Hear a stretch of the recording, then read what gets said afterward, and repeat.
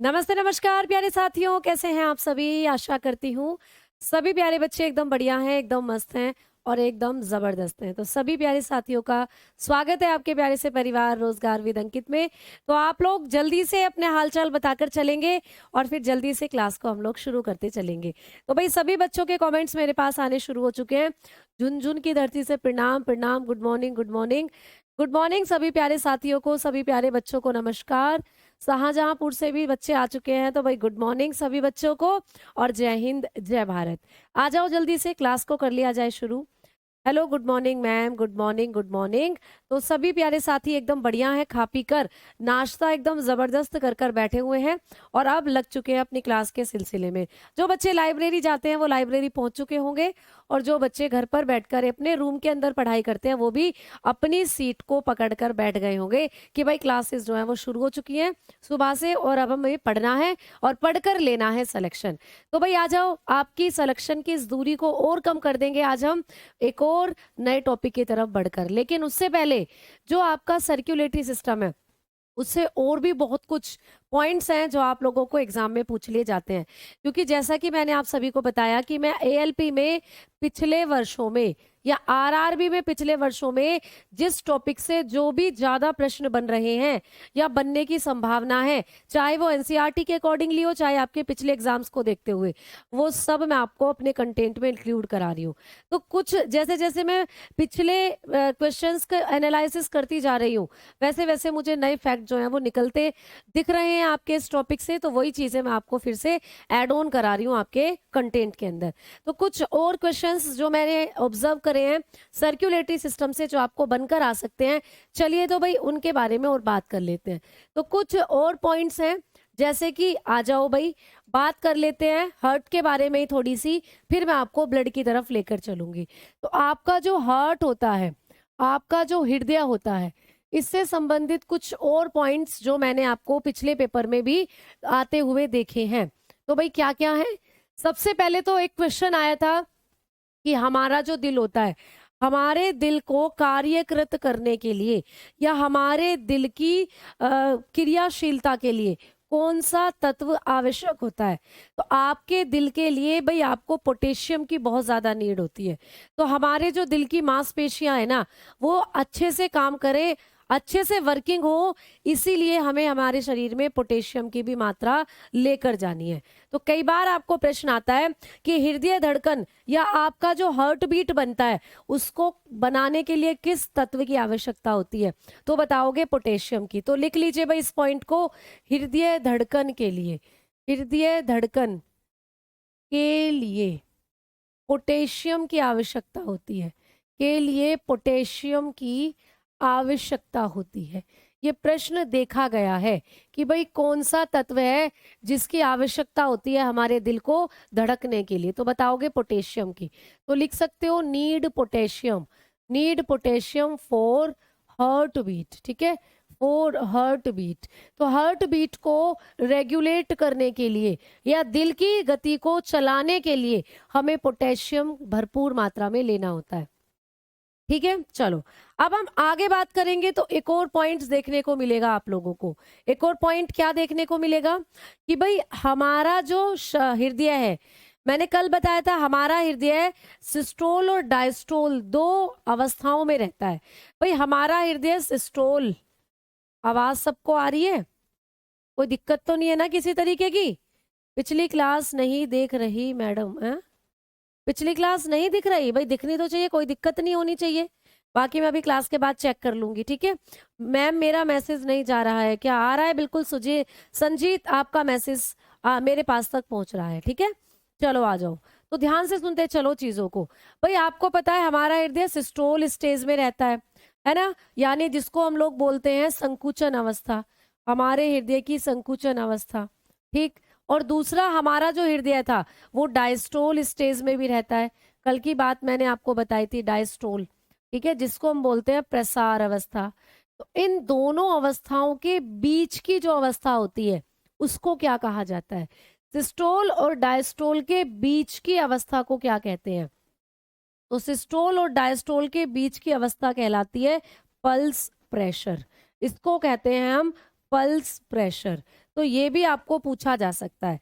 तो भाई ये सिस्टोल यानी संकुचन दाब, इसको आप बोल सकते हो संकुचन दाब, और इसको बोल सकते हो प्रसार दाब। तो हमारे हृदय के संकुचन दाब और प्रसार दाब के बीच में भी एक दाब काम करता है जिसको बोलते हैं पल्स प्रेशर, नाड़ी दाब। इसको कहा जाता है नाड़ी दाब। ठीक है, तो आपको ये एग्जाम में पूछेगा कि जो नाड़ी दाब होता है, ठीक है, ये कितना होता है या नाड़ी दाब क्या होता है। तो आप लोग बताकर चलोगे कि सिस्टोल दाब यानी कि संकुचन दाब और प्रसार दाब के मध्य में जो दाब होता है उसको कहा जाता है नाड़ी दाब। ठीक है, अब नाड़ी दाब या पल्स प्रेशर कितना होता है तो आप बताकर चलोगे ये होता है 40 mmHg। यहाँ थोड़ा सा इधर को खिसका के लिख रही हूँ। ठीक है, ये होता है 40 mmHg। तो ये भी आपको प्रश्न आ सकता है कि हमारा नाड़ी दाब कितना होता है या नाड़ी दाब होता क्या है। तो सिस्टोल और डायस्टोल के बीच की अवस्था को कहा जाता है, या सिस्टोल और डायस्टोल के बीच के दाब को कहा जाता है नाड़ी दाब, पल्स प्रेशर। ये कितना होना चाहिए? 40 mmHg होना चाहिए। मैंने कल आपको बताया था कि जो हमारा सिस्टोल प्रेशर होता है वो होता है 120 mmHg। ऑफ Hg लिख दो या शॉर्ट में Hg लिख दो। ठीक है, वैसे मैंने बताया था कि जो प्रसार दाब है वो हमारा कितना होता है, तो आपने लिखा था 80 mmHg। लेकिन आपको पूछ ले कि जो बीच में दाब लगता है उसको क्या कहेंगे, तो बीच वाले दाब को, मध्य के दाब को कहा जाता है पल्स प्रेशर, नाड़ी दाब। और ये नाड़ी दाब कितना होता है आप लोग बताकर चलोगे, ये होता है 40 mmHg। तो जब भी प्रश्न आएगा कि नाड़ी दाब क्या है तो बताना प्रंकुचन दाब, संकुचन दाब और प्रसार दाब के मध्य लगने वाले दाब को कहते हैं नाड़ी दाब। कितना होगा? 40 mmHg होगा। ठीक है, समझ में आ गई बात? क्लियर? चलो, कंबाइंड पीडीएफ भी मिलेगी बेटा, पहले सिलेबस कंप्लीट कर लो उसके बाद ही तो कंबाइंड पीडीएफ मिलेगी। चलो आए आगे बात करते हैं। अब आपको एक और चीज पूछी जाती है, आपको पूछा जाता है पल्स रेट। आपको पल्स रेट भी पूछी जाती है भाई। पल्स रेट, नाड़ी गति कितनी होती है, नाड़ी की गति कितनी होती है, नाड़ी की दर कितनी होती है। तो भाई आपने देखा है पुराने जमाने में वैद्य होते थे, पुराने जमाने में वैद्य होते थे और वो यहाँ से पकड़कर बीमारी का पता लगा देते थे। यहाँ से पकड़ते थे हाथ को और बीमारी का पता लगा देते थे कि तुम्हें तो हाई बीपी हो रहा है, शुगर हो रहा है, ये हो रहा है, फलाना हो रहा है। तो भैया यहाँ पर आपकी नाड़ी होती है, यहाँ से पकड़कर हम अपने दिल की क्रियाविधि के बारे में भी बता सकते हैं। तो हमारी जो पल्स रेट होती है वो लगभग हमारे हृदय गति के बराबर ही होती है। तो आपको कभी भी पूछे कि हमारी पल्स रेट कितनी होती है तो बताना 70 से 90 बार प्रति मिनट होती है। 70 से 90 बार प्रति मिनट। तो हमारी जो पल्स रेट है वो 70 से 90 बार प्रति मिनट होनी चाहिए। इससे ज्यादा हो रही है, इससे कम हो रही है तो वैद्य आपकी बीमारी को बता देते थे पुराने जमाने में। आजकल भी है ये टेक्निक, लेकिन आजकल मशीन ज्यादा आ चुकी हैं। आजकल तो हाथ में वो मशीन लगा देते हैं, पल्स रेट को मेजर करने वाली पल्स रेट मशीन, उसी से आपकी सारी चीजें मापी जाती है। बट पुराने जमाने में वो नहीं थी, तो इसीलिए हम नाड़ी रेट का, पल्स रेट का यूज कर कर ही अपनी पल्स रेट की जानकारी लेते थे। ठीक है, चलो आओ आगे बात करते हैं भाई। आगे आप लोगों को और क्या क्या चीजें हैं जो पूछी जाएंगी। अब मैं आपको बताने वाली हूँ कि हमारे हृदय से संबंधित बीमारियां कौन कौन सी हैं, कौन कौन से रोग हैं जो हमारे दिल से संबंधित होते हैं। तो आओ अगली हेडिंग डालेंगे हार्ट डिजीजेस, अगली हेडिंग डालेंगे हार्ट डिजीजेस। हृदय संबंधी रोग कौन कौन से होते हैं, हार्ट हृदय संबंधी रोग, हृदय रोग कौन कौन से होते हैं, अब इनके बारे में बात करते हैं। तो भाई सबसे पहले अगर आपको बताऊं तो आता है हार्ट अटैक। सभी को पता है हार्ट अटैक हृदय से संबंधित है। हार्ट अटैक, हृदय आघात बोलते हैं जिसको, हृदय आघात। मैंने कल की क्लास में भी आपको ये बताया था, इसका एक और नाम है, इसको एंजाइना का पेन भी बोलते हैं। एंजाइना पेन भी इसी को कहा जाता है। ठीक है, इसी को हम एंजाइना का दर्द भी कहते हैं, एंजाइना का दर्द। तो ये कैसे होता है, तो ये भी बताया था कि हमारे दिल को एक धमनी होती है, कोरोनरी धमनी, जो हमारे दिल को खून पहुंचाती है। कल लिखवाया था ना लास्ट में एक पॉइंट, तो बस उसी में ब्लॉकेज आ जाता है, उसी के अंदर वसा के पार्टिकल जम जाते हैं। जब हम ज्यादा बाहर की चीजें खाएंगे या हम ज्यादा तली भुनी चीजें खाएंगे, तो जो घी होता है, तेल होता है, उसमें ट्रांस फैट होता है या उसमें बैड कोलेस्ट्रॉल होता है, जो हमारे शरीर में पच नहीं सकता। वो पचता नहीं है शरीर में। अब पचेगा नहीं शरीर के अंदर, तो जाकर जो आपकी कोरोनरी धमनी होती है, ऐसे आपके ब्लड में मिल जाएगा जाकर। ये ब्लड बह रहा है धमनी के अंदर, तो ब्लड के अंदर ही ये जाकर मिल जाता है, जो फैट होता है, गंदा फैट। अब ये ब्लड के साथ मिलकर ऐसे ऐसे आपकी धमनियों पर चिपक जाता है, ऐसे ऐसे तुम्हारी धमनियों की दीवारों पर चिपक जाता है, और धीरे धीरे इकट्ठा होकर आपकी धमनी को ऐसे पूरा ब्लॉक कर देता है। तो आपका जो खून है वो आगे को नहीं बह पाता और दिल तक खून नहीं पहुंचता, जिससे दिल में तेज दर्द होता है। इसे ही कहते हैं हार्ट अटैक। क्लियर हो गई बात? तो हार्ट अटैक आपने पढ़ लिया। दूसरे नंबर पर आता है हार्ट फेल या कार्डिक अरेस्ट बोलते हैं जिसको, कार्डिक अरेस्ट। कार्डिक अरेस्ट दूसरी बीमारी है, कार्डिक अरेस्ट। इसको बोलते हैं हृदय असफल हो जाना।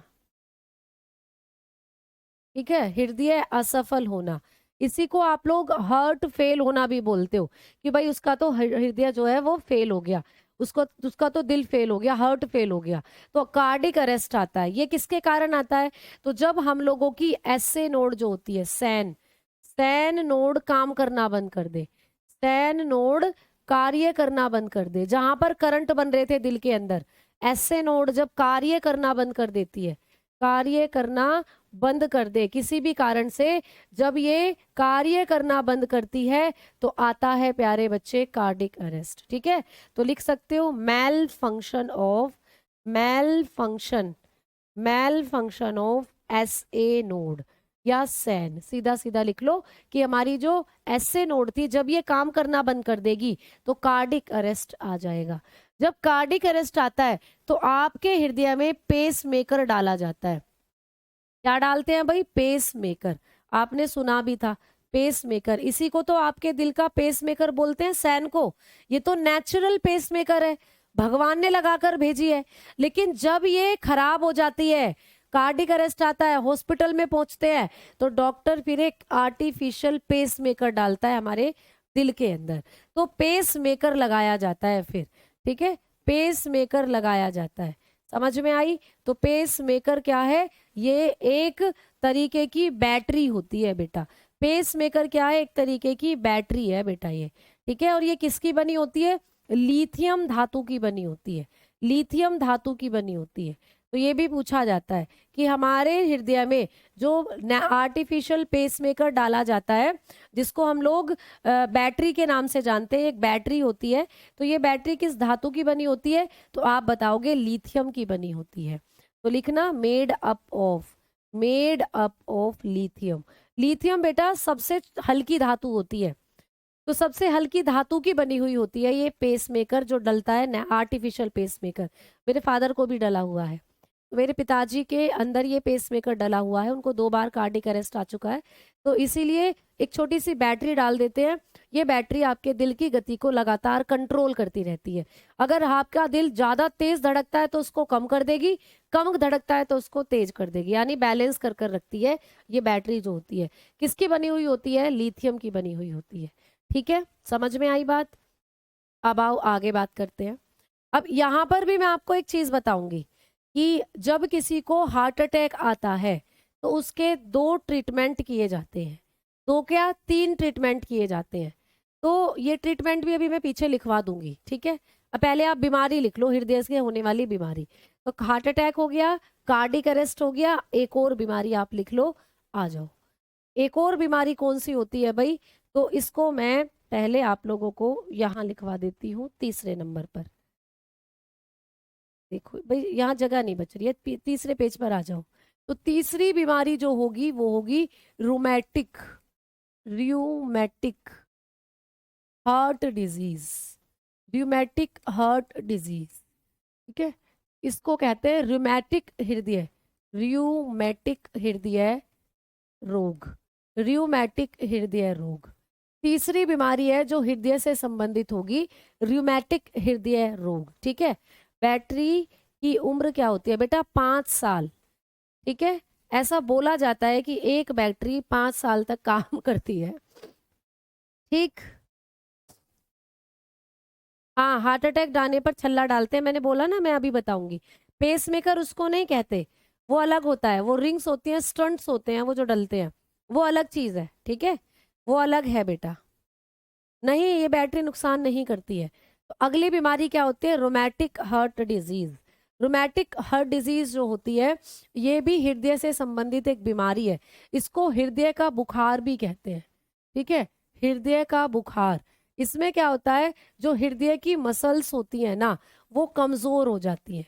फीवर ऑफ हार्ट कहते हैं इसको, फीवर ऑफ हार्ट। हमारे हृदय की जो मसल्स होती हैं वो बहुत कमजोर हो जाती हैं, तो हृदय की मांसपेशियों में सूजन आ जाती है। ठीक है, इस तरीके की कंडीशन बनती है इसके अंदर, रूमेटिक हार्ट डिजीज के अंदर। अच्छा, ये जो रूमेटिक हार्ट डिजीज है, इसका इलाज हम किसके द्वारा करते हैं? इसका ट्रीटमेंट किसके द्वारा किया जाता है? तो इस बीमारी से बचाव के लिए जो डॉक्टर दवाइयां देता है वो होती हैं एस्प्रिन। वो दवाइयां होती हैं एस्प्रिन। और एस्प्रिन जो होती हैं, ये खून को पतला करने वाली दवाई के रूप में जानी जाती है। तो एस्प्रिन जो होती हैं, ये कई बार हमारे शरीर में जो खून गाढ़ा हो जाता है, गाढ़ा होकर खून हमारी धमनियों में बह नहीं पाता। भाई जैसे ग्लिसरीन, अगर ग्लिसरीन आपने देखी है तो गाढ़ी होती है, उसको आप जमीन पर डालोगे तो थोड़ा सा बहेगी और रुक जाएगी। लेकिन पानी पतला होता है, पानी को डालोगे तो बहता चला जाएगा। तो आपका जो खून है वो गाढ़ा हो जाता है, गाढ़ा होकर खून आगे की तरफ को बह नहीं पाता। तो इस खून को पतला करने के लिए एस्प्रिन यूज करते हैं। तो ये खून को पतला भी करती है बेटा, खून को पतला करने का काम भी इन्हीं का होता है। ठीक है, खून को पतला करना। एस्प्रिन खिलाई जाती है जो हार्ट रोगी होते हैं उनको। तो ये क्या करती है?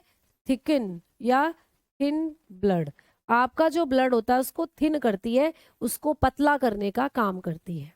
ठीक है, आ जाओ आगे बात करते हैं। अब देखो, ये जो एक और बीमारी, अगली बीमारी जो मैं लिखवाने वाली हूँ 4th नंबर पर, ये है blue baby syndrome. Blue baby syndrome, blue baby syndrome. अगली बीमारी है ब्लू बेबी सिंड्रोम। ठीक है, ये जो ब्लू बेबी सिंड्रोम है, ब्लड बेबी सिंड्रोम लिख दिया, ब्लू बेबी सिंड्रोम जो है बेटा, ये भी एक तरीके की बीमारी है। ठीक है, इसमें क्या होता है, इस बीमारी के अंदर बच्चे के शरीर में जो उसका हृदय है, ठीक है, उसकी संरचना में कुछ दिक्कत रहती है। मतलब हृदय जो है वो पूर्ण रूप से 4 कक्षों में नहीं बटा होता। तुमने कई बार सुना होगा दिल में छेद भी होता है बच्चों के। तो हृदय की संरचना से संबंधित रोग है ये। तो इसमें हृदय संरचना, इसमें क्या होता है, हृदय संरचना, हृदय संरचना में दिक्कत। ठीक है, ये एक बीमारी है। इसमें क्या होता है, हृदय की संरचना में दिक्कत होती है बेटा। हृदय की संरचना कंप्लीटली नहीं बनी हुई होती, दिल जो है वो कहीं ना कहीं से अधूरा बना हुआ होता है। तो ये बीमारी माता के पेट से ही आती है बच्चे में। ठीक है, तो लिख सकते हो डिफॉर्मेशन, डिफॉर्मेशन ऑफ, ये होता है डिफॉर्मेशन ऑफ हार्ट स्ट्रक्चर। तो हार्ट की जो स्ट्रक्चर है ना, उसमें कुछ ना कुछ कमी रह जाती है, तो बच्चे के अंदर कुछ दिक्कत होनी शुरू हो जाती है। क्या दिक्कत होनी शुरू हो जाती है? तो बच्चे के अंदर जो शुद्ध और अशुद्ध रक्त है वो आपस में मिलने लग जाते हैं।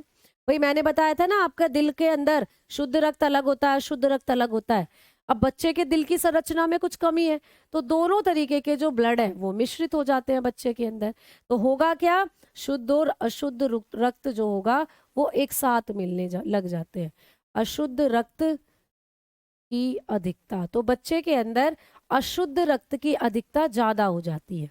ठीक है, तो बच्चे के अंदर जो इम्प्योर ब्लड है ना वो ज्यादा हो जाता है। इम्प्योर ब्लड एक्सिस अमाउंट में हो जाता है। ठीक है, excess, excess, excessness of impure blood, ऐसे लिख लो, excess amount, excess amount of impure blood. तो जो इम्प्योर ब्लड होता है बच्चे के शरीर में वो ज्यादा मात्रा में हो जाता है। तो जिससे बच्चे के अंदर ऑक्सीजन की भी कमी हो जाती है। भाई मैंने बताया था जब तक शुद्ध रुधिर है, शुद्ध रुधिर में ही तो ऑक्सीजन जाती है आपके शरीर के अंदर। तो बच्चे के शरीर में अशुद्ध रक्त ज्यादा हो जाता है, जिससे बच्चे के शरीर में ऑक्सीजन की कमी हो जाती है। तो बच्चे का जो शरीर होता है वो नीला पड़ना शुरू हो जाता है। तो बच्चे का शरीर कैसा हो जाता है भाई, नीला पड़ना शुरू हो जाता है। तो क्या होगा, एक तो बच्चे के शरीर में अशुद्ध रक्त की अधिकता हो जाएगी और दूसरा ऑक्सीजन की कमी हो जाती है। तो पहला पॉइंट तो ये है और दूसरा पॉइंट ये है, O2 की कमी हो जाती है।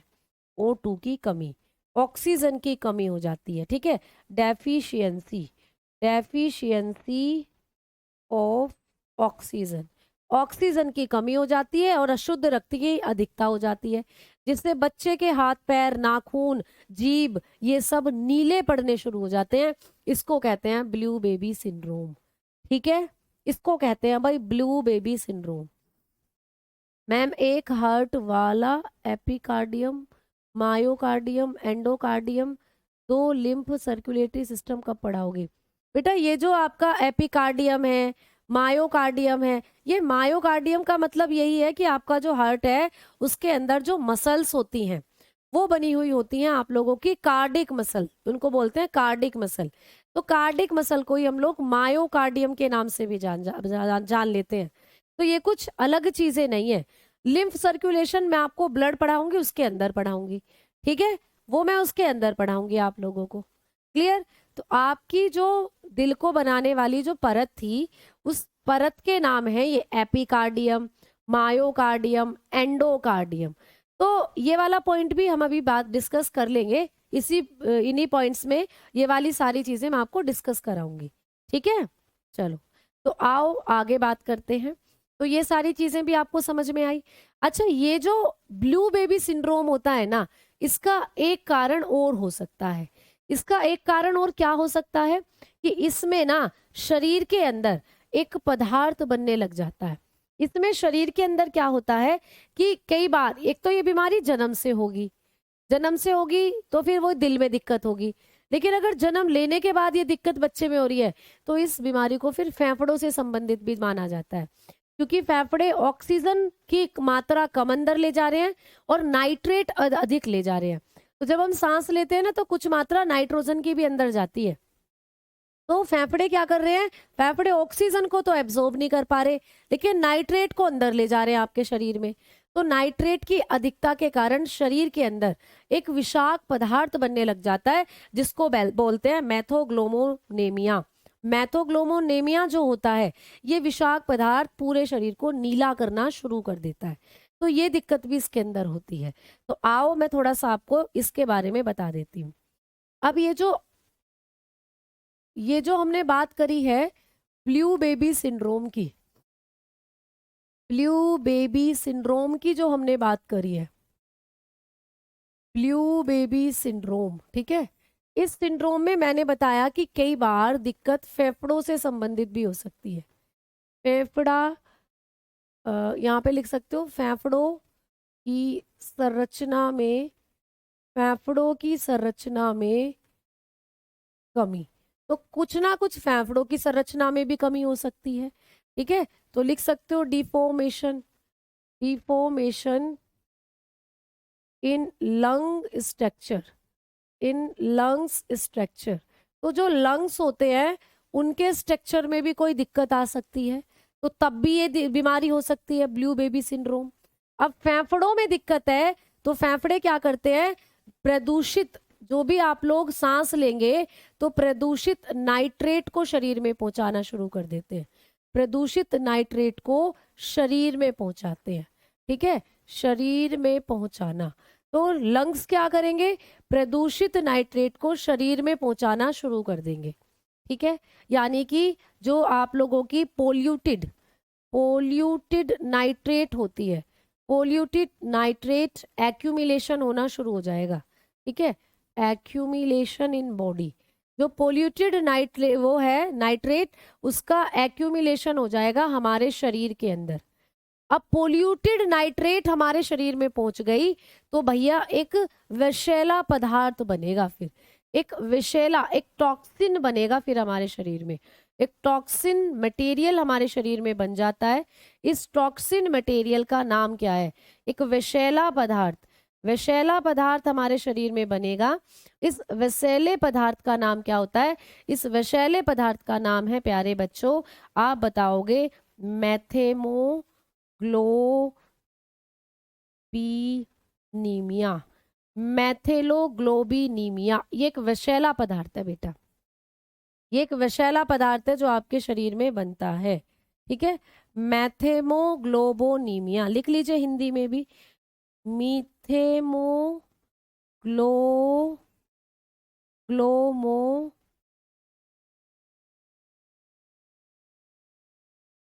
ग्लोबोनीमिया।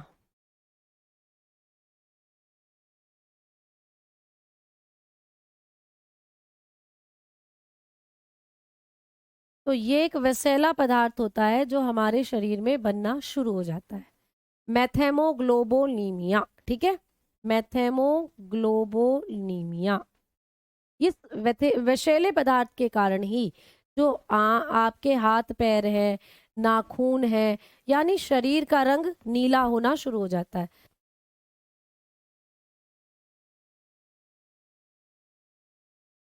ठीक है, समझ में आई बात? तो हमारे शरीर का रंग कैसा हो जाता है? नीला। इसी के कारण शरीर का रंग कैसा होता है? नीला हो जाता है, नीला हो जाता है। समझ में आ गई बात? इसी के कारण शरीर का कलर नीला हो जाता है, ब्लू बेबी, ब्लू बॉडी हो जाती है। तो हमारी बॉडी कैसी हो जाती है? ब्लू हो जाती है। बताओ अब कोई दिक्कत है किसी बच्चे को? बोलो जल्दी से।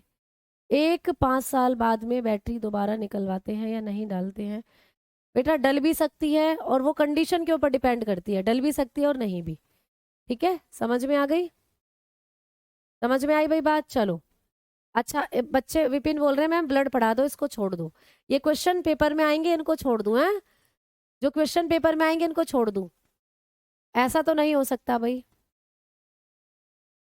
ठीक है, आ जाओ आगे बात करते हैं। अब मैं आगे की तरफ बढ़ रही हूँ। तो ये जो मैथेमो ग्लोबोमिनीमिया होता है या ब्लू बेबी सिंड्रोम है ना, इसका नाम एक और है, इसको ब्रैकेट में लिख रही हूँ यहाँ पर। इसी को हम साइनोसिस बीमारी के नाम से भी जानते हैं, साइनोसिस।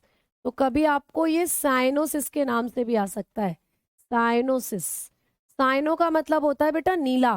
तो ये बीमारी है जिसमें हमारा शरीर नीला हो जाता है, इसी को हम लोग साइनोसिस के नाम से भी जानते हैं। ब्लू बेबी सिंड्रोम को हम लोग साइनोसिस के नाम से भी जानते हैं। तो ये बात भी याद रखोगे। ठीक, आओ अब आगे। अब हम आगे बात कर रहे हैं प्यारे बच्चे, आ जाओ भैया। एक और पॉइंट लिख लो। मैंने आपको बताया था कि आपके हृदय में कुछ कपाट पाई जाती हैं, आपके हृदय में कुछ वॉल्व उपस्थित होती हैं। तो ये वॉल्व क्या काम करती हैं ये और पूछ लेता है आपको। तो प्यारे बच्चों आपके, देखो मैंने बताया था कि आपका दायां लिंद से खून दाएं नीले में जाता है ना? तो दाएं लिंद से खून दाएं नीले में जाता है, तो वो फ्लो जो होता है ना ब्लड का, ऊपर से नीचे को होता है। कभी भी खून नीचे से ऊपर को नहीं जाएगा वापस। भाई जब कपाट खुली थी, दाएं अलिंद से खून दाएं नीले में आया, बाएं अलिंद से खून बाएं नीले में आया, तो अलिंदों से खून नीले में ही आ रहा है ना? जैसे कि अगर मैं आपको यहाँ एक छोटा सा वो बनाऊं फोटो, तो आपने पढ़ा था क्या कि आप लोगों का जो इस तरीके से हार्ट है, यहाँ पर पाई जाती थी 3 कपाट और यहाँ पर पाई जाती थी 2 कपाट। तो भैया जब आपका खून यहाँ से नीचे को आ रहा था ऐसे, तो ब्लड की जो साइड है ना वो ऊपर से जो नीचे को आ रही है, वो ऊपर से नीचे को आता है ब्लड, हमेशा नीचे से ऊपर को नहीं जाता। क्यों नहीं जाता? क्योंकि ये जो कपाट है ना आपके हृदय में, ये ब्लड की जो डायरेक्शन है, ब्लड फ्लो डायरेक्शन, उसको मेंटेन करती हैं, या आपके रुधिर के बहाव को एक ही दिशा में बनाए रखने का ये काम करती हैं। तो ये भी प्रश्न आता है कि हृदय में जो कपाट पाई जाती हैं उनका काम क्या होता है?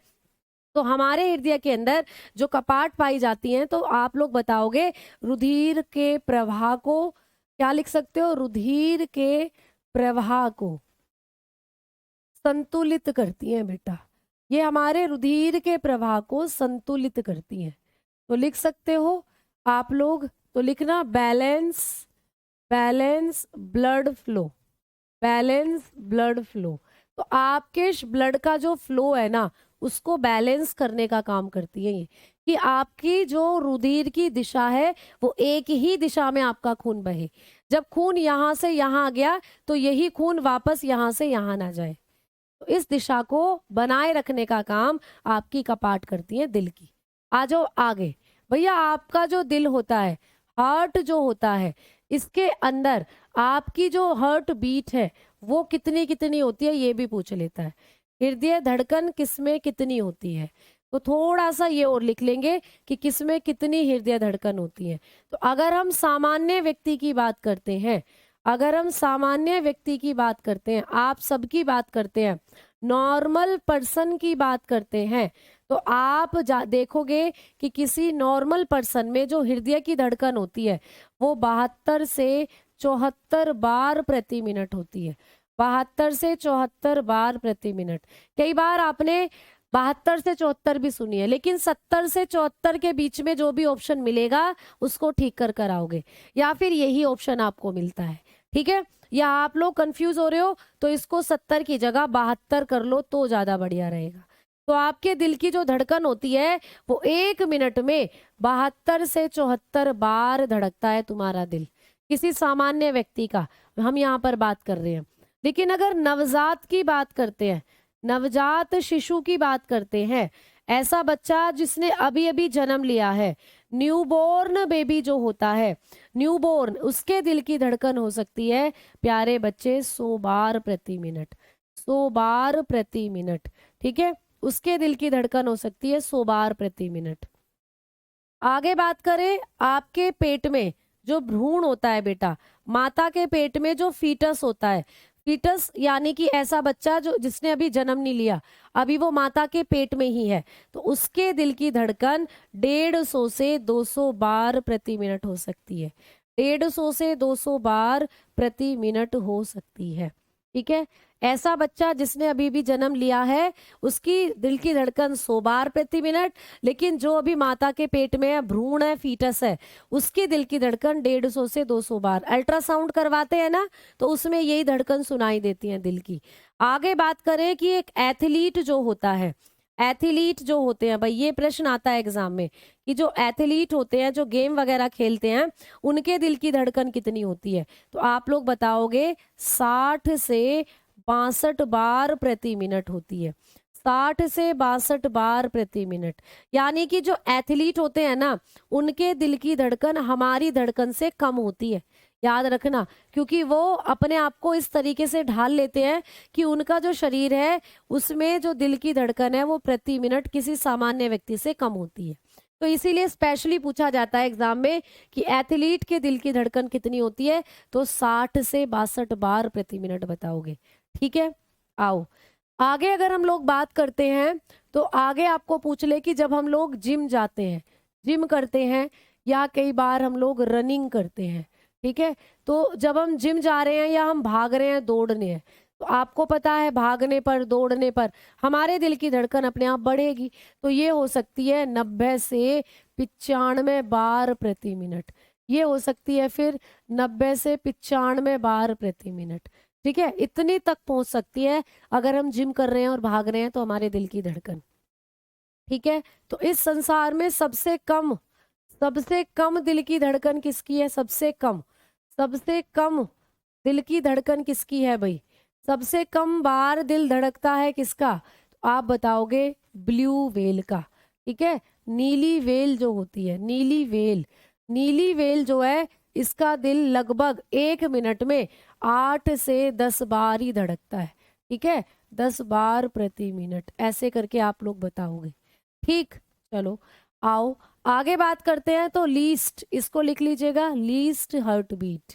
लीस्ट हार्ट बीट जो होती है वो होती है ब्लू व्हेल की। अगर आपको ब्लू व्हेल ऑप्शन में नहीं दिया हुआ तो आप हाथी भी बता सकते हो फिर। ठीक है, फिर आप हाथी भी बता सकते हो। तो ब्लू व्हेल ऑप्शन में नहीं दिया हुआ तो हाथी भी बता सकते हो। सबसे ज्यादा किसका दिल धड़कता है? सबसे अधिक दिल की धड़कन किसकी होती है? सबसे अधिक। ठीक है, मोर हार्ट बीट किस में देखने को मिलती है? मोर हार्ट बीट तो मोर हार्ट बीट की बात करते हैं तो ये देखने को मिलती है छछूंदर के अंदर। छछूंदर गाना सुना है? छछूंदर के सर पे ना भाए चमेली, छछूंदर के सर पे। हाँ, तो भैया गोविंदा जी का गाना है मेल रैट। छछूंदर जो होता है उसका दिल 1 मिनट में लगभग 600 बार प्रति मिनट धड़कता है। 600 बार प्रति मिनट, ठीक है, इतनी इसकी धड़कन होती है दिल की, छछूंदर की। छछूंदर, चलो आओ भाई। तो ये कुछ मेन चीजें थी जो आपको पूछ ली जाती हैं एग्जाम में। मैडम जी ऐसा बोलते हैं कि खरगोश में दिल नहीं होता। नहीं भाई, होता है खरगोश में दिल। खरगोश का दिल बहुत कमजोर होता है, उसे बहुत जल्दी हार्ट अटैक आ जाता है। तुम उसके पीछे भागोगे ना तो उसके दिल की हार्ट बीट बहुत तेज बढ़ जाती है और बहुत जल्दी उसे हार्ट अटैक आ जाता है। तो ये वाली चीजें भी मैंने आपको लिखवा दी भाई। इन सब चीजों से भी आपको प्रश्न बनेगा तो आप छोड़कर नहीं आने वाले। अब एक बच्चे का डाउट था कि मैम एंडोमेट्रियम, पेरीमेट्रियम, ठीक है, ये क्या होते हैं? मायोकॉर्डियम। तो बेटा ये आपके दिल की जो परतें होती है ना, ये आपके दिल पर मैंने बताया था कि पेरिकार्डियम, आपके दिल की जो झिल्ली है वो पेरिकार्डियम है। पेरिकार्डियम क्या है प्यारे बच्चे? एक झिल्ली है, आपके दिल की एक झिल्ली है, मेम्ब्रेन। अब आपका जो दिल है बाहर की तरफ से जो ढका हुआ होता है वो यही है पेरिकार्डियम, ठीक है। लेकिन अगर हम आपके दिल की झिल्लियों की और बात करें तो एक होती है मायोकार्डियम। मायोकार्डियम, ये मायोकार्डियम आपके दिल की मध्य झिल्ली है बेटा, मध्य झिल्ली। मायोकार्डियम आपके दिल की मध्य झिल्ली है। और अगर आप बात करते हो एंडोकार्डियम की, एंडोकार्डियम, तो ये आपके दिल की अंतः झिल्ली है, ये आपके दिल की इनर मेम्ब्रेन है, अंतः झिल्ली, इनर मेम्ब्रेन। तो ये थी बस इनके बारे में बात करने वाली। तो आप लोग बताकर चलोगे कि जो पेरिकार्डियम है ये आपके दिल की बाह्य झिल्ली है, बाह्य झिल्ली सबसे बाहर की झिल्ली है।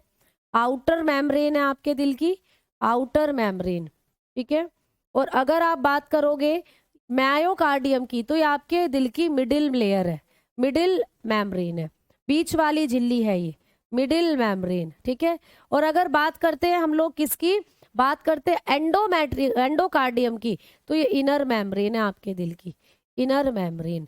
समझ में आ गई? तो इनके बारे में सिर्फ इतना पढ़ना था, इनके बारे में सिर्फ इतना पढ़ना था, ठीक है, समझ में आई? ठीक है, ये प्यारे बच्चे ये किसी टॉपिक से रिलेटेड ही नहीं है चीजें, ये तो पॉइंट्स बनकर आते हैं आपको हृदय से संबंधित। अभी भी तो सारी चीजें सीक्वेंस में ही है भाई, अभी भी तो मैंने सारी चीजें आपको पॉइंट्स डालकर ही लिखवाई हैं। अब इसमें कौन सी दिक्कत आ गई आप लोगों को, ये बताओ मुझे। इधर मैंने आपको हार्ट डिजीज लिखवाई है, इधर मैंने आपको कुछ पॉइंट्स बताए हैं कि आपको ये पॉइंट्स हैं जो एग्जाम में बनकर आते हैं, ठीक है। ये भी आपको एग्जाम में बनकर पॉइंट आता है, सिस्टोल और डायस्टोल के बीच के रेट को, तो ये एक्स्ट्रा पॉइंट है बेटा, ये तो बुक्स में भी दिए होते हैं। सारी थ्योरी जब आप बुक्स में कर लेते हो तो एनसीईआरटी में आपने देखा है लास्ट में आपको चैप्टर के कुछ महत्वपूर्ण पॉइंट दिए हुए होते हैं, उन महत्वपूर्ण पॉइंट से भी प्रश्न बनते हैं। तो ये वही इंपॉर्टेंट पॉइंट्स हैं जो मैंने आपको एनसीईआरटी से या पिछले पेपर में जो पूछे गए हैं वहां से कराए हैं। तो भाई अगर आपको दिक्कत है इन सब चीजों को करने में तो भाई प्यारे बच्चों फिर तो तुम ऊपर ऊपर से पढ़ लो, फिर ये मत कहना कि पेपर में प्रश्न नहीं बने थे, ठीक है, फिर ये मत कहना आप लोग। तो ये तो पॉइंट्स हैं, इनको तो आप एक पेपर पे ऐड कर सकते हो, लास्ट टाइम पर रिवाइज करके जा सकते हो, शॉर्ट तरीके से करा रही हूँ चीजें, तो ये तो आपको करनी पड़ेंगी भाई, ठीक है। समझ में आ गई बातें आप लोगों को या नहीं आई, जल्दी बताओ। चलो, तो अब एक बच्चा बोल रहा था कि मैम एक चीज और बता दो हमें, कि जब आपने हमें बताया था कि जब आप किसी को हार्ट अटैक आता है, जब किसी को हार्ट अटैक आता है तो डॉक्टर कौन सा ट्रीटमेंट करते हैं, हार्ट अटैक आने पर कौन सा ट्रीटमेंट देते हैं डॉक्टर, कौन सा इलाज करते हैं? तो हार्ट अटैक आने पर डॉक्टर प्यारे बच्चे पहले नंबर पर करेंगे एंजियोग्राफी, एंजियोग्राफी। तो ये एग्जाम में आपको पूछा जाता है कि एंजियोग्राफी जो होता है, एंजियोग्राफी ये किससे संबंधित है? तो आप बताओगे कि एंजियोग्राफी जो होता है ये हमारे दिल से संबंधित इलाज है, ये दिल से संबंधित ट्रीटमेंट होता है एंजियोग्राफी, ठीक है। एक होता है एंजियोप्लास्टी। एंजियोप्लास्टी, एंजियोप्लास्टी भी दिल से संबंधित है, ठीक है। एक होता है भाई एंजियोप्लास्टी, एंजियोप्लास्टी ये भी दिल से संबंधित होता है, ठीक है। और एक होता है बायपास सर्जरी, बायपास सर्जरी। तो ये सब आपके दिल से संबंधित है, बायपास सर्जरी। तो ये सब किए जाते हैं जब भी किसी को हार्ट अटैक आता है। अब ये डिपेंड करता है, अगर आपकी आर्टरी में ब्लॉकेज कम है तो एंजियोग्राफी कर देंगे। एक पैर के अंदर से एक धमनी जाती है, पैर की धमनी में डालेंगे एक छोटा सा तारनुमा संरचना और आपकी जो ब्लॉकेज है उसको क्लीन करेंगे। अगर ज्यादा ब्लॉकेज है तो एंजियोप्लास्टी, यानी बीच बीच में से धमनी को काटकर जोड़ देंगे, ठीक है। और अगर बहुत ही ज्यादा ब्लॉकेज है तो फिर बाईपास सर्जरी की जाती है। जैसे आपका बाईपास रोड नहीं निकलते कि भाई एक रोड निकल रहा है उसको छोटा कर कर वहीं से दूसरा हाईवे शुरू कर दिया, तो एक धमनी को काटकर दूसरी धमनी जोड़ देंगे और बाईपास सर्जरी कर देंगे। तो ये होती है, ये 3 ट्रीटमेंट आपके दिल से संबंधित है। तो इनमें से प्रश्न आता है एग्जाम में कि एंजियोग्राफी किससे संबंधित ट्रीटमेंट है, तो दिल से। एंजियोप्लास्टी दिल से, और बाईपास सर्जरी दिल से संबंधित है, ठीक है। समझ में आई? ठीक है। हार्ट अटैक पुरुषों में ज्यादा नहीं आता, ये सिर्फ हमारी सोच है, इसलिए आता है क्योंकि जब हम ज्यादा स्ट्रेस लेते हैं तो कुछ स्ट्रेस केमिकल निकलते हैं हमारे बॉडी के अंदर, तो वो हमारे दिल पर जाकर दबाव डालते हैं, तो दिल की मांसपेशी कमजोर हो जाती है जिससे आता है हार्ट अटैक। लड़कियां क्या है, औरतें क्या है, रोकर अपने दुख को जाहिर कर देती हैं, तो औरतें रोती रहती हैं, रोकर वो केमिकल्स बॉडी से बाहर निकल जाते हैं, तो इसीलिए वो दिल की मांसपेशियों पर उतना अटैक नहीं डालते। तो लड़के आदमी जो होते हैं वो रोते कम है और स्ट्रेस लेते हैं, तो स्ट्रेस एंजाइम्स या स्ट्रेस केमिकल उनके शरीर में उनकी मांसपेशियों को, दिल की मांसपेशियों को कमजोर कर देते हैं। ये होता है। कार्डियोलॉजिस्ट का क्या होता है भैया? कार्डियोलॉजिस्ट तो दिल के डॉक्टर होते हैं, वही तो करते हैं इन सारी चीजों को। जो कार्डियोलॉजिस्ट है वो दिल के डॉक्टर है, वही करते हैं इन सारी चीजों को। हम, तुम या कोई और दूसरा डॉक्टर नहीं कर सकता इन ट्रीटमेंट को, ये कार्डियोलॉजिस्ट के हाथ में ही होते हैं, वही करते हैं इनको। समझ में आ गई? तो भाई मेरे ख्याल से, नहीं मैम उनको इग्नोर किया करो। अच्छा बेटा, नहीं ऐसी कोई दिक्कत नहीं है, इग्नोर किसी को नहीं करेंगे, कोई बात नहीं, आप सब बच्चे हो, कुछ चीजें लगती हैं तो आप बताएं।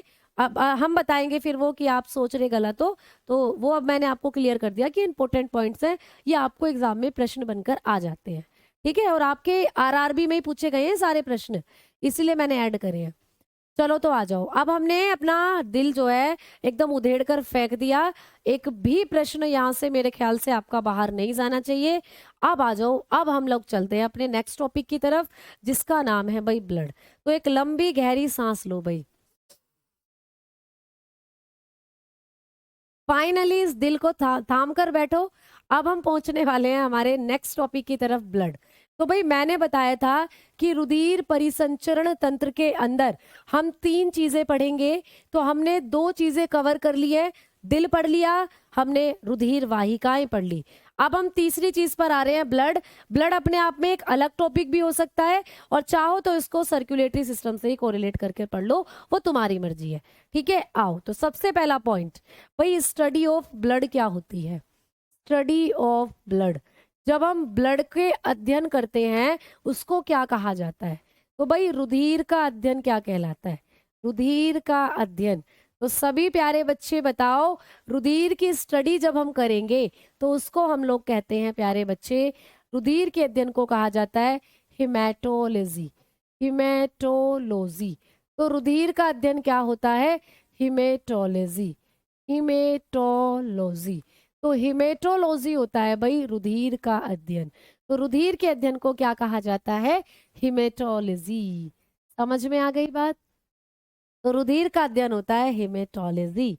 मैम हार्ट अटैक का इलाज भी आप, हार्ट अटैक मैं पहले करवाती तो बेटर। हाँ बेटा बिल्कुल सही बोल रहे हो गौरव, लेकिन मैंने बोला था ना कि जैसे कि मैंने आपको यहाँ हार्ट अटैक लिखवाया था अभी अभी, तो मैंने यहाँ बोला भी था कि इसके कुछ ट्रीटमेंट भी हैं। अब यहाँ जगह कम रह गई थी इसीलिए मैंने यहाँ नहीं लिखा, तो मैं यहाँ लिख भी देती, फिर आपको बिच्चम बिच्चा समझ नहीं आती चीजें। तो इसीलिए बेटर ये रहा कि कोई बात नहीं, हमने इस पॉइंट को ऐसे पीछे लिख लिया, तो अब हमें खुला खुला अच्छे से समझ में आ गया, अच्छे से लिख लिया। लिखवा मैंने वहां याद भी आया था मुझे, मैंने बोला भी था कि मैं यहाँ पे लिखवा देती हूँ, लेकिन दिक्कत ये हुई थी यहाँ जगह नहीं थी बेटा। अब हमारा दिमाग कंप्यूटर तो है नहीं कि भाई जो चीज जहाँ छप रही है बिल्कुल वहीं याद आएगी। मुझे तब तक ये याद था कि हार्ट अटैक से आपको प्रश्न आएगा, और हार्ट अटैक को एंजाइना कहते हैं।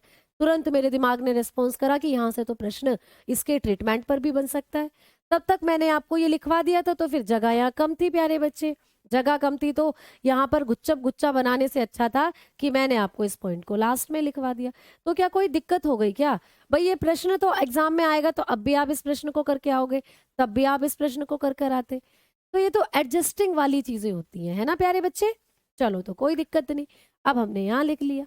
आ जाओ। कई बार ऐसा होता है, कई बार आपके साथ भी ऐसा होता होगा कि आपको अगर कोई कुछ नोट्स लिखने के लिए दे, आपको अगर कोई बोले कि भाई इसके बारे में 10 पॉइंट लिखो, तो आपको अभी 9 पॉइंट याद आ गए, आपने लिख दिया, और आपको 10वां पॉइंट भाई अचानक से, हमें ऐसा तो होने कि मैं यहाँ सोच सोच कर पढ़ा रही हूँ। कई बार ऐसा होता है कि 1-2 पॉइंट दिमाग में रिकॉल होते हैं, लेकिन वो थोड़ा टाइम बाद रिकॉल होते हैं, तो वही एक्स्ट्रा पॉइंट फिर आपको जहां जहां याद होते हैं वहां लिखवा दिए जाते हैं, है ना। चलो तो आ जाओ, आगे बात करते हैं हम। तो भाई ब्लड जो होता है, इसके अध्ययन को क्या कहा जाता है? हिमेटोलॉजी। आपको कभी भी पूछे कि रुधिर क्या होता है, तो आप लोग बताएंगे कि जो रुधिर होता है ना, वो एक तरीके का संयोजी ऊतक है। तो संयोजी ऊतक में भी क्या है, आप लोग लिखेंगे तरल संयोजी ऊतक। तो रुधिर क्या होता है? तरल संयोजी ऊतक है बेटा। तो रुधिर होता है तरल संयोजी ऊतक, ठीक है। तो रुधिर क्या है? तरल संयोजी ऊतक है, यानी कि लिक्विड कनेक्टिव टिश्यू है। जो हमारा ब्लड होता है ये है लिक्विड कनेक्टिव टिश्यू, ठीक है। लिक्विड कनेक्टिव टिश्यू है जो ब्लड होता है। अब कई बच्चों को ये बात तो समझ में आ गई होगी कि मैम लिक्विड तो आपने सही लिखा है, क्योंकि खून लिक्विड ही है, जब चोट लगती है तो बहता है, डब्बे में उसको बंद कर लो तो लिक्विड की तरह ही होता है। लेकिन ये क्या है? तरल संयोजी। संयोजी ऊतक क्या है? तो सबसे पहले मैं आपको यहाँ पे छोटी सी टर्म बताना चाहूंगी ऊतक के बारे में। ऊतक अपने आप में एक अलग टॉपिक है, मैं ऊतक जब आपको पढ़ाऊंगी तो वहां पर डिटेल में पढ़ाऊंगी इनके बारे में। लेकिन अभी के लिए आप थोड़ा सा समझेंगे कि हमारे शरीर में जो बहुत सारी कोशिकाएं, हमारा पूरा शरीर कोशिकाओं से मिलकर बना है, तो हमारे शरीर में जो बहुत सारी कोशिकाएं एक साथ इकट्ठा हो जाती हैं, एक साथ आकर जुड़ जाती हैं, तो वो बनाती हैं ऊतक। तो ऊतक क्या होता है? कोशिकाओं का समूह। जब बहुत सारी कोशिकाएं एक साथ जुड़ जाती हैं, उसी को कहते हैं ऊतक। समझ में आ गई बात? अब हमारे शरीर में ऊतक 4 प्रकार के होते हैं बेटा, 4 प्रकार के ऊतक हैं। संयोजी ऊतक, ठीक है, तंत्रिका ऊतक, पेशी ऊतक और उपकला ऊतक, यानी कि connective tissue, nervous tissue, muscular tissue and epithelial tissue. तो जब मैं आपको टिश्यू वाला टॉपिक पढ़ाऊंगी वहां पर ये सारी चीजें डिटेल में कराऊंगी। अभी हम ब्लड पढ़ रहे हैं, तो ब्लड जो है इन चारों में से कौन सा टिश्यू है? तो आपने बता दिया रुधिर होता है संयोजी ऊतक। तो इन 4 तरीके के टिश्यू में से कौन सा टिश्यू रुधिर है, ये आपको पूछेगा। तो आपने बता दिया कि रुधिर एक संयोजी ऊतक है, तो इसीलिए हम लोग लिख सकते हैं कि रुधिर एक तरल संयोजी ऊतक है। समझ में आ गई बात? ठीक है, ठीक है गौरव बच्चे, कोई दिक्कत नहीं प्यारे बेटा, ठीक है। बस कभी कभार कैसा होता है कि जैसे हम बच्चों को कोई चीज समझा रहे हैं, तो हो सकता है एक आधा पॉइंट हमारे दिमाग में बाद में आए, तो वो मिस नहीं होना चाहिए। अगर हमने मिस कर दिया, गलती तब है हमारी। हमें कहीं भी लिखवाना हो, चाहे तुम्हारे नोट्स में हमें उसे लिखवाना है, जिससे लास्ट टाइम पे तुम रिवाइज करके जाओ और पेपर में उसको करके आओ, ठीक है। आओ अब देखो, तो भाई ये बात समझ में आई कि जो रुधिर होता है ये कनेक्टिव टिश्यू है। कनेक्टिव टिश्यू हमारे शरीर में पाया जाने वाला एक टिश्यू का प्रकार है। तो भाई बहुत सारे टिश्यू, सारे ऑर्गन हमारे टिश्यू से बने हैं। अब अलग अलग टिश्यू से बने हैं सारे ऑर्गन, तो ब्लड कौन सा टिश्यू है? आपने बता दिया कनेक्टिव टिश्यू, ठीक है। अब आपको ये भी पूछेगा कि जो ब्लड है वो है क्या? तो रुधिर कोलॉइड होता है, लिख लीजिए, रुधिर एक कोलॉइड तरल है। कोलॉइड, ठीक है। रुधिर क्या है बेटा? एक कोलॉइड तरल है। अब रुधिर एक कोलोइड तरल है, तो पहले लिख लीजिए blood is colloid liquid. Blood जो है ये कोलोइड लिक्विड भी है। तो ऐसे भी पूछा जाता है, कई बार आपको ऐसे भी प्रश्न आता है कि रुधिर क्या है, तो ये वाला ऑप्शन ना दिया हुआ होता, ये वाला ऑप्शन नहीं दिया हुआ होगा कि लिक्विड कनेक्टिव टिश्यू है, उसकी जगह आपको दे दिया जाता है कोलोइड लिक्विड। तो रुधिर प्यारे बच्चों एक कोलोइड लिक्विड भी है। अब आपने केमिस्ट्री में पढ़े होंगे, जब आपने पदार्थ की अवस्थाएं पढ़ी थी केमिस्ट्री में, तो आपने वहां पे पढ़ा होगा कि पदार्थ की दो, मतलब आपने मेनली दो अवस्थाएं पढ़ी होंगी, शुद्ध और अशुद्ध अवस्थाएं। तो अशुद्ध अवस्थाओं में आपने पढ़े होंगे मिश्रण, आपने पढ़ा होगा समांगी मिश्रण, विषमांगी मिश्रण, है ना। तो समांगी मिश्रण जो थे उनका एग्जाम्पल था विलियन सॉल्यूशन। लेकिन जब आपने विषमांगी मिश्रण पढ़े थे, हेट्रोजीनस मिक्सचर पढ़े थे, तो वहां आपने पढ़ा था हेट्रोजीनस के 3 टाइप थे। कौन कौन से थे? एक तो आपने मतलब 2 टाइप थे, एक तो आपने सस्पेंशन पढ़े थे और एक आपने पढ़े थे कोलोइड। तो कोलोइड जो होते हैं ये ऐसे पदार्थ हैं जिनके पार्टिकल विलियन और सस्पेंशन, यानी कि सॉल्यूशन और सस्पेंशन दोनों के बीच के होते हैं, और इसमें कुछ लिक्विड और सॉलिड चीजें दोनों मिली हुई होती हैं। तो खून को जब तुम देखोगे ना, तो खून में तुम्हें लिक्विड और सॉलिड दोनों चीजें देखने को मिलेंगी। तो ब्लड को इसीलिए हम कोलोइड के नाम से जानते हैं। इसीलिए रुधिर क्या होता है भाई? कोलोइड। मैम मेरी कमेंट क्यों नहीं पढ़ रही हो? नीरज मुझे आपका कमेंट अभी दिखा है बेटा, ठीक है। Heart attack and heart fail फिर से बता दीजिए भैया। हार्ट अटैक जो होता है इसमें आपकी जो कोरोनरी धमनी है उसमें ब्लॉकेज हो जाता है, जिसके कारण हृदय में तेज दर्द होता है। हार्ट अटैक आने पर एंजियोग्राफी, एंजियोप्लास्टी या बाईपास सर्जरी की जा सकती है। लेकिन जो कार्डिक अरेस्ट होता है उसमें आर्टरी में कोई ब्लॉकेज नहीं होता, उसमें आपके दिल के अंदर जो ऐसे नोड है उसमें दिक्कत हो जाती है, ठीक है, या आपके दिल की जो कपाट है ट्राइकस्पिड वॉल, बाइकस्पिड। लेकिन मेनली जो कारण है वो यही है कि ऐसे नोड में दिक्कत आ जाती है, जिससे दिल काम करना बंद कर देगा। दिल एकदम ऐसे फैला हुआ है तो फैला हुआ ही रह जाएगा, और बंद है तो बंद ही रह जाएगा। तो इस तरीके से होता है दिल के अंदर कार्डिक अरेस्ट। कार्डिक अरेस्ट आने पर हमारे दिल के एक बैटरी डाली जाती है, जिसको हम पेस मेकर के नाम से जानते हैं, आर्टिफिशियल पेस मेकर, जो कि लिथियम का बना हुआ होता है, ठीक है। चलो, तो रुधिर होता है कोलोइड तरल, जिससे आपको ये एग्जाम में प्रश्न देखने को मिलेगा, तो आप कोलोइड पर ही टिक कर आओगे। आगे बात करते हैं कि ब्लड का पीएच मान कितना होता है भाई। ब्लड का पीएच मान, अगर हम ब्लड की पीएच वैल्यू मेजर करें तो कितनी आएगी रुधिर की पीएच वैल्यू? तो आप लोग बताकर चलोगे कि रुधिर की पीएच वैल्यू होती है 7.4, ठीक है। तो हमारे बॉडी के अंदर जो रुधिर होता है इसकी पीएच वैल्यू 7.4 होती है। अब 7.4 है तो रुधिर कैसा होता है? क्षारीय प्रकृति का होता है। रुधिर कैसा होता है भाई? क्षारीय प्रकृति है रुधिर की, यानी कि एल्केलाइन होता है ब्लड, ठीक है, एल्केलाइन है ब्लड। तो ब्लड होता है एल्केलाइन, क्षारीय। यानी कि आपने केमिस्ट्री में पीएच वैल्यू भी पढ़ी होंगी बेटा। आपने पढ़ा होगा कि एक पीएच स्केल होता है, पीएच पैमाना होता है, उस पैमाने पर 0 से 14 के बीच में कुछ नंबर लिखे होते हैं। मान लो ये पीएच पैमाना है भैया, इस पीएच पैमाने पर 0 से 7 और 7 से 14 ऐसे नंबर लिखे हुए होते हैं, है ना। अब इस पीएच पैमाने पर जब आप ब्लड को रखोगे तो ब्लड बहता बहता बहता बहता यहाँ आकर रुकेगा, यहाँ, यानी कि 7.4 पर आकर रुकेगा जो ब्लड होगा। तो इसीलिए ब्लड की जो पीएच वैल्यू है वो होती है 7.4। और जो चीज 7 से ज्यादा होगी, यानी 7 से 14 के बीच में अगर कोई चीज आती है तो उसको हम क्षार मानते हैं, उसको हम एल्केलाइन या बेस मानते हैं। तो इसीलिए जो रुधिर है वो क्षारीय नेचर का होता है, एल्केलाइन होता है। समझ में आ गई बात? ठीक है ना भाई? बेटा मैंने अभी आपको विपिन बताया तो हार्ट अटैक और हार्ट फेल में, अभी भी समझ नहीं आया क्या? छल्ले डाले जाते हैं क्या सर्जरी में ही? छल्ले, हाँ जी प्यारे बच्चे। कई बार आप लोगों का जो एंजियोग्राफी होता है, एंजियोप्लास्टी होता है, तो एंजियोप्लास्टी जो होता है ना, इसमें डाले जाते हैं छल्ले, इसमें रिंग्स डाली जाती है, स्टिंग बोलते हैं जिसको, स्टंट बोलते हैं जिसको, स्टंट डाले जाते हैं इसके अंदर।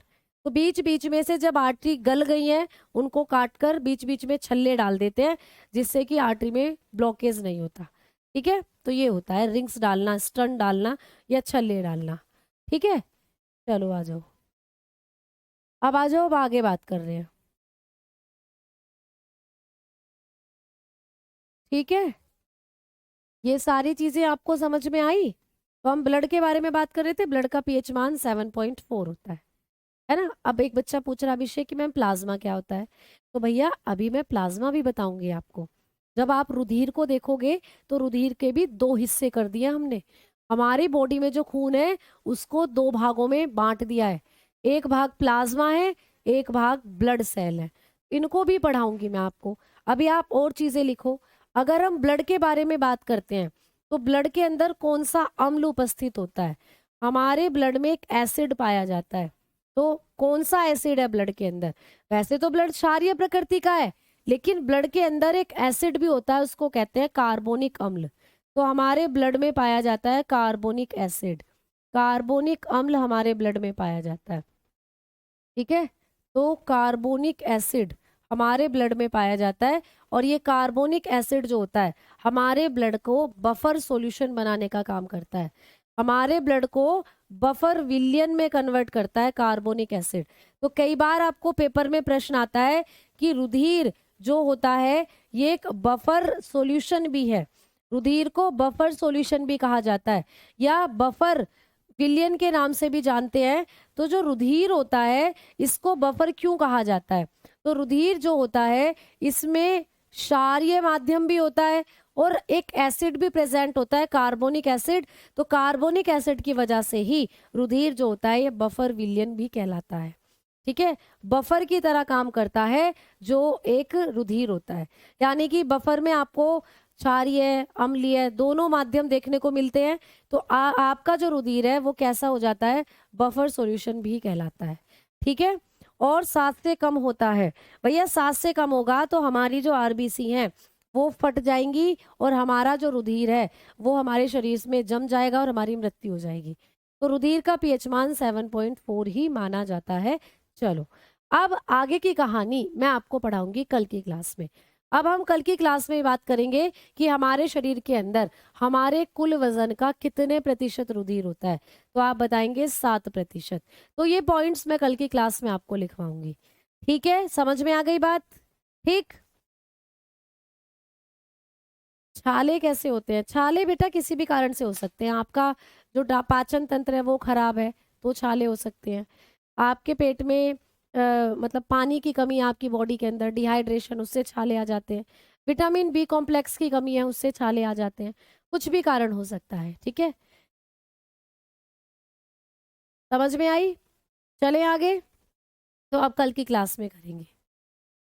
ठीक है, सारे अध्ययन कैसे याद करें? सारे अध्ययन आपको याद करने पड़ेंगे क्योंकि प्रैक्टिस सेट जब आप लगाओगे तो बहुत सारी स्टडीज वहां दी हुई होती हैं, उनसे वो चीज़ें आपको धीरे धीरे याद हो जाएंगी।